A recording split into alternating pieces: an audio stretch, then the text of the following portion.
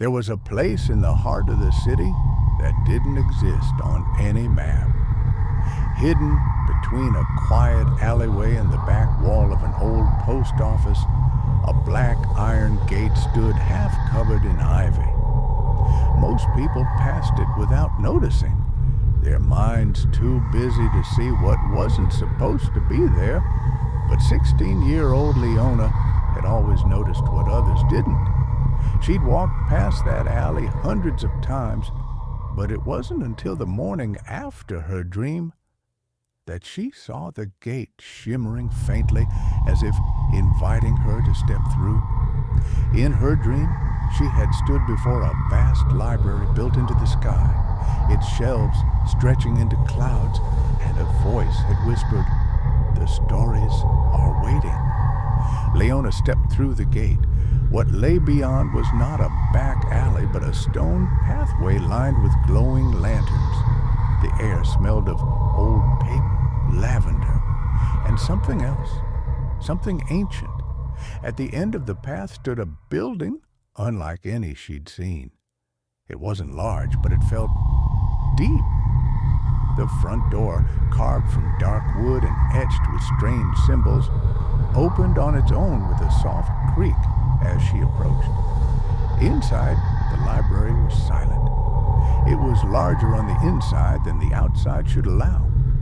Tall shelves curved like waves, filled with books that hummed gently when she walked past. The light was warm, golden, like a sun trapped inside the ceiling.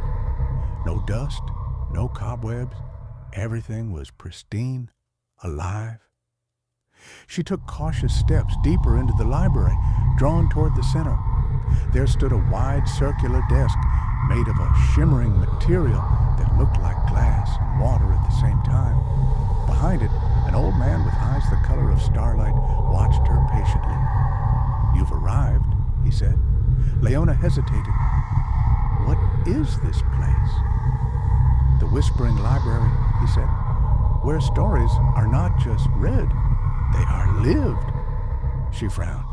"I don't understand." He gestured toward the shelves. "These are not ordinary books. Each one holds a life, a memory, a moment lost to time. When someone enters the library, it offers them one book, meant only for them. You may read it or you may live it, but once you choose, the story becomes yours." Leona looked around, unsure what to say.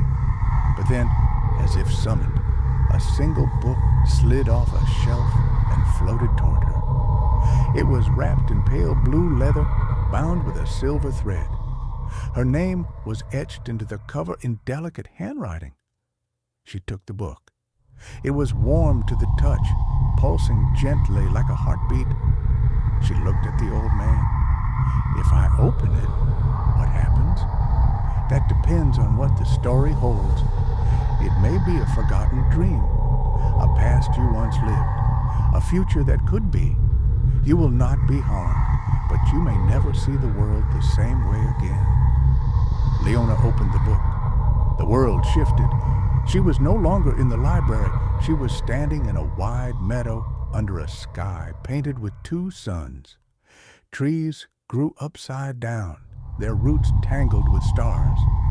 Birds made of ink flew in swirling patterns above her. She looked at her hands. They glowed faintly. A whisper echoed through the air. "You are the rememberer." In the distance, a tower rose from the ground like it was growing. Made entirely of mirrors, it reflected skies that weren't there. Leona felt a pull, a knowing. She walked toward it. The grass whispered in her steps. As she neared the tower, a gate opened with no touch. Inside was a spiral staircase, each step labeled with words she had written long ago in her childhood journals. Phrases, questions, names she had forgotten. At the top was a room filled with floating orbs, each showing a different scene. In one, she saw her mother singing to her as a baby. In another, she saw herself standing at a crossroads.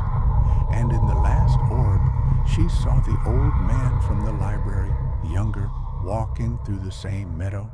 A voice behind her said, "The past lives in pieces. You are here to put them together." She turned. A figure cloaked in silver stood beside her. No face, only light. "Why me?" Leona asked. "Because you listened, because you saw the gate, because you remembered the dream." Leona reached for one of the orbs.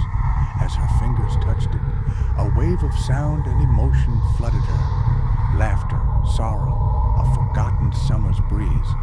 The orb dissolved into her hand. One by one, she absorbed the orbs.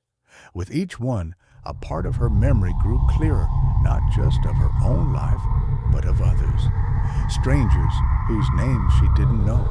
Moments she hadn't lived, but somehow remembered.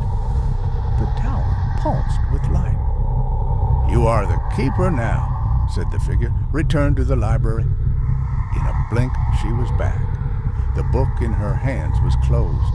The old man smiled. "And so, your story begins." Leona looked around. The shelves were different now. Thousands more had appeared. Each book whispered softly in her ears. She stayed in the library